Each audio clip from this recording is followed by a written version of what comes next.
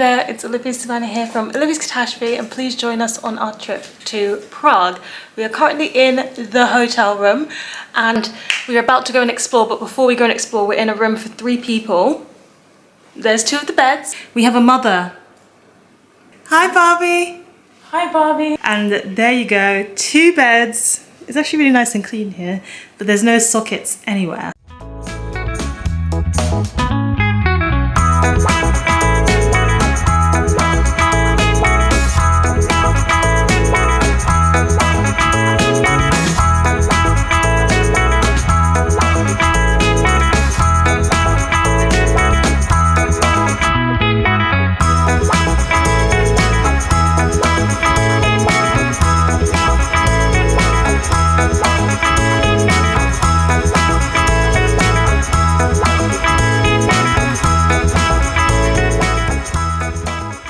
So we're back in the hotel room and we've had a really nice day out. So the plan was basically just to walk around a bit and see some of the beautiful architecture and buildings, which we definitely did. It's so lovely to kind of see the old buildings next to the new ones. And we went to the Globe Bookshop, which is an English language bookshop and also a kind of restaurant in the same place. And lo and behold, my mum came out with 2 books, Simone came out with 1 book, and I came out with 0 books.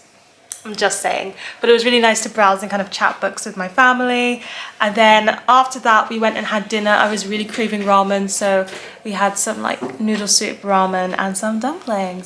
And I also wanted to give you a bit of a reading update because I started reading on the plane, and the book that I started reading was very fitting for being in Prague because I started a Milan Kundera book, The Unbearable Lightness of Being, which was given to me by my friend a while ago as she enjoyed it. And this is a story of irreconcilable love and also infidelity, in which Milan Kundera kind of discusses the philosophical concept of being through characters. So actually reading the first 50 pages of this was really interesting because it felt like I was reading philosophy and it felt like I was reading non-fiction in some ways, but then he'll throw in the fictional characters.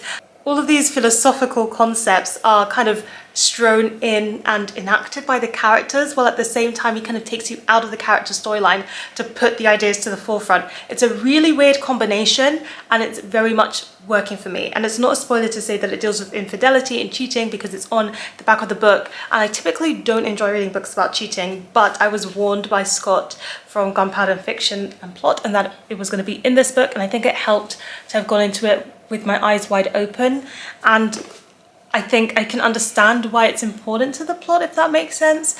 So I am enjoying this. It is the first 50 pages. I've got a long way to go. I will keep you updated, but I feel like it's very fitting that I'm reading it here in Prague, and we'll see what tomorrow brings, because I think tonight we're just going to have maybe a glass of wine, read our books and go to sleep.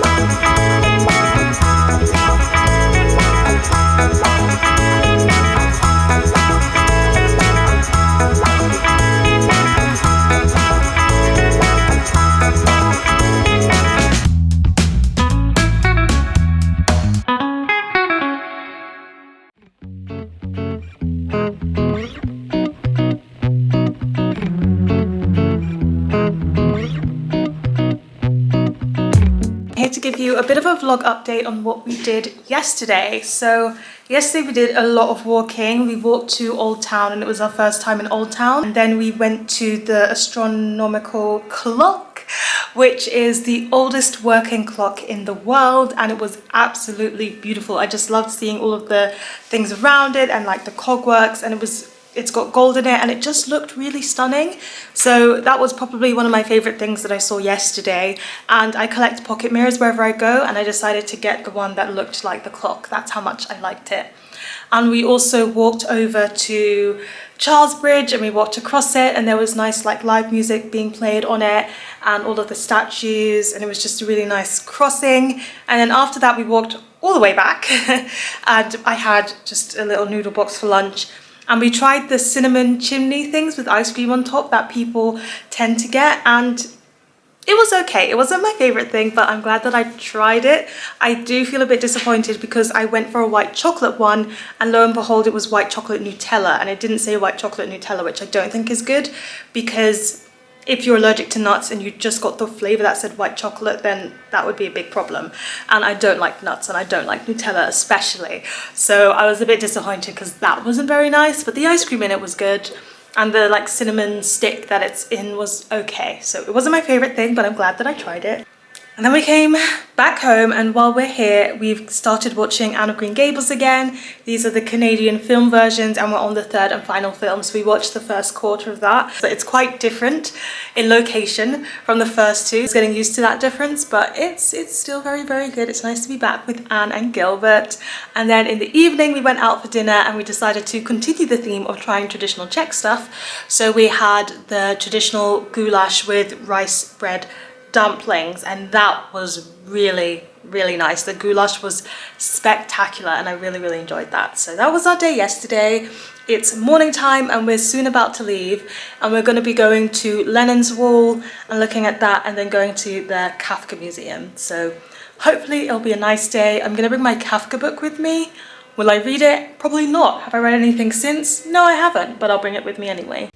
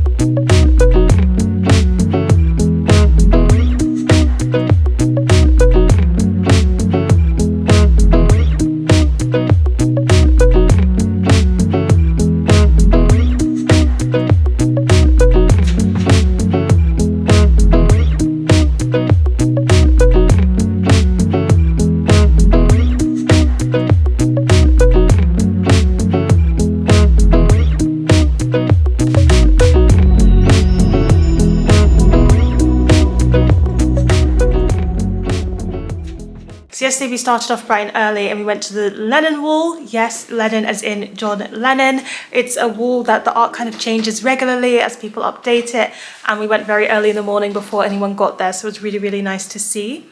And then after that we went to the Kafka Museum, which was really, really fun. I think it's one of those things that I would recommend most if you've read Kafka or have an interest in Kafka, because although it's quite small, it is quite detailed, and if you know about him and you're interested in learning more about his life, that's definitely the place to go. I learned a lot of facts that I didn't know, and it was kind of cool to just learn more about how he felt, because I am convinced now that Kafka was an emo man, and if like the emo Tumblr girl era was there when Kafka was growing up, he absolutely would have fit into that vibe. So I don't know, that's the image I get from Kafka, and it was very cool to see like first editions of Metamorphosis and The Trial, and it makes me want to read Kafka. And yes, I was absolutely that nerd that brought my Kafka book to Prague to take a photo with by the Kafka Museum, as well as read. But I'm still reading An Unbearable Lightness of Being, which is still going well. I'm interested to see where we are going to get to with this part. I'm on part 3, and it's following different characters than the couple that we've been following so far. So I'm just going to keep reading and see where this is taking me and how it ties into everything. But yes, that's what we did in the morning. And we went to Bagel Lounge for lunch, and it was delicious. I had a beef brisket, cranberry cream cheese and spinach bagel, and I did not think that cranberry and cream cheese would go so well together, but it really did. And then we went to like the botanical gardens that are nearby here to do a bit of reading, had a great burger for dinner, and then I talked to Simone for way too long. We're heading up to Prague Castle and to a cathedral, and that's going to be our day today.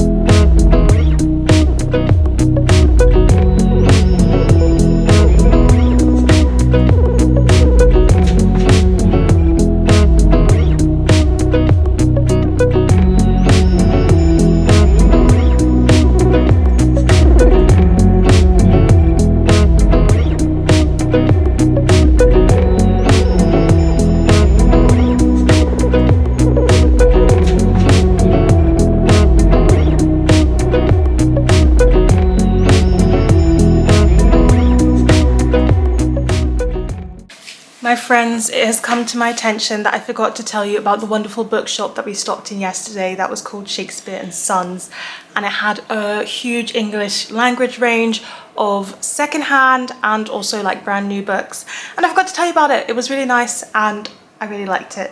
I think the Globe Bookshop and Shakespeare and Sons are very nice places to pop into if you're in Prague.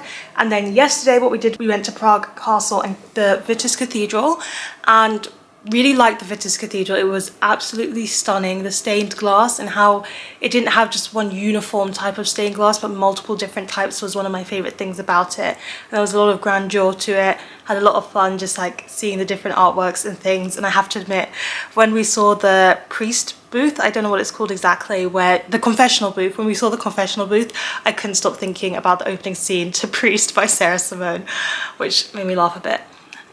Then we went around the rest of Prague Castle, and unfortunately it was the kind of, it was too inaccessible for my liking. That made me a bit upset, especially because it was one of those cases where it said certain places were accessible, but we could go in and we could walk down like one hallway, we could walk down one part of it, and then it was pointless and we had to come out because there was nothing else, or there was stairs or lots of cobblestones which are really difficult to navigate with a wheelchair. So that made me a bit upset, but the cathedral is definitely worth going to.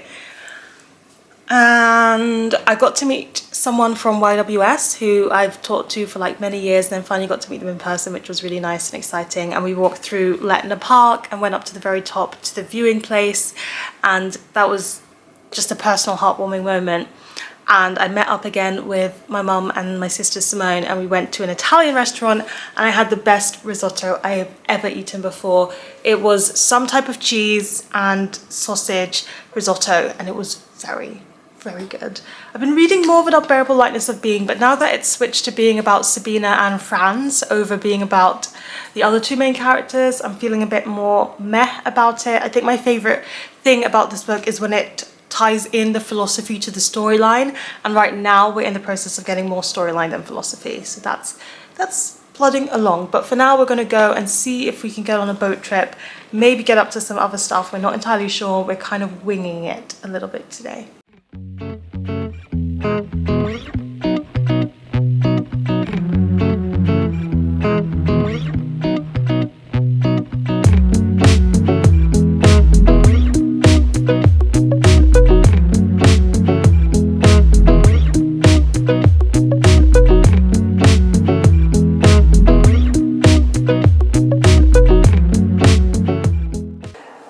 So as you might be able to tell, I am now back from Prague, but I just wanted to fill you in on what we got up to in the last few days.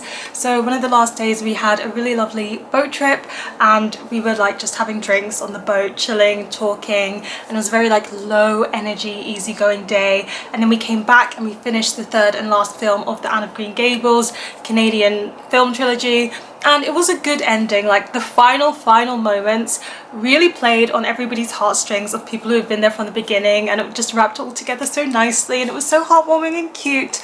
But what I will say is that this is my least favourite of the films, because there was so much time spent not in Anne of Green Gables, and it suddenly became this like war, spy, mystery, actiony kind of thing, and I was like, how did we get here from Cute Girl in Green Gables? So that was a bit of a strange film, but it did end up being very good and worth watching at the end. And then I had my last day, and in the morning my mum and Simone went to a museum, but I went and I got to meet Daniela from If Only a Page, and it was just really nice to get to walk around the park with her and catch up and talk to her. I've got to meet two of my like online friends during this trip to Prague, which was really lovely. So at the end of my travel vlogs, I'm going to try and include a piece where I talk about what it's like to travel to a country as a black woman. One of the questions I get asked most on my Ireland vlog and also on my Slovenian vlog is it safe to be traveling there as a black woman, and is it safe to be traveling as a black woman alone? I will say that the Czech Republic, or at least Prague where I was, perfectly safe for you to be traveling as a black person. No one had any reaction to me, or gave me any side eye or anything like that. It was perfectly fine. I will say that there were not that many black people around at all, but there was no difference in treatment to how I was, so it's perfectly safe and you will be fine. That's that. I'm finished reading The Unbearable Lightness of Being, and unfortunately I just do not like this book. It's way too male gazy, and the focus of it just like over sexualizing these women, the way that it talks about infidelity and love, it didn't click with me. It didn't feel like love. Most of the time both of them spent this book really unhappy, and I don't know if you can define that as one of the greatest love stories of all time. I don't know, I just didn't connect to the characters. I didn't like what they were doing, and I didn't feel like they were happy with each other, so what was the point of staying together? I just do not understand. And I know it tried to wrap it up in philosophy and talking about why you end up with people and why people do different things and feel different ways, but also talking about some of the history in Czechia and what happened with some of the politics and battles and occupations and stuff. I enjoyed that I got to read about the history of the country while I was in the country, but the philosophy was interesting but didn't click enough pieces in place with the story to pay off. So unfortunately this was a no from me. And then while I was on the plane on the way back, because I'd finished that book in the park, I pretty much restarted Tales from the Cafe, which is the second book in the Before the Coffee Gets Cold series by Toshikazu Kawaguchi, and I finished it. I thought it was a really good sequel. In the beginning it took me a bit of time to get into it because there are so many character names thrown at you in the beginning, and it'd been a while since I'd read the first one, and even though it had a very handy like character map at the front, I never pay attention to those, okay? I just don't.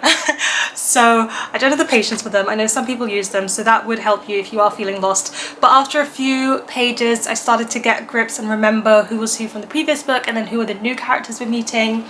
And again, all of the stories entwine with each other, and a lot of them focus on grief and why you would choose to travel back in time to see someone, even if the events that happen while you're traveling back don't change the present. And uniquely, I don't think we saw this in the previous book, but we also see someone who travels to the future, and the way they did that and the reason that they travel to the future was so kind of complicated and edged a bit more into the time travel thing, whereas I would say mostly this cafe book focuses on cozy, focuses on grief and heartwarming and hopeful stories.